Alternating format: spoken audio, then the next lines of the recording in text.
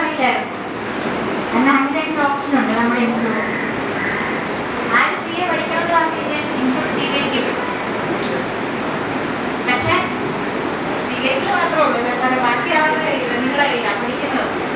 ഞാൻ ഇങ്ങനെ നിൽക്കുന്നത് നിങ്ങൾക്ക് ഇൻകം ടാക്സിനെ കുറിച്ച് ചെറിയൊരു തുടക്കം, ഒരു പ്രൈമറി സെഷൻ പോലെ നിങ്ങൾക്ക് പറഞ്ഞു തരാൻ വേണ്ടിയിട്ടാണ്. നിങ്ങൾ ഇൻകം ടാക്സിനെ കുറിച്ച് എന്താ നിങ്ങൾക്ക് അറിയാവുന്നത്? അറിയാം ഇൻകം ടാക്സിനെ കുറിച്ച്?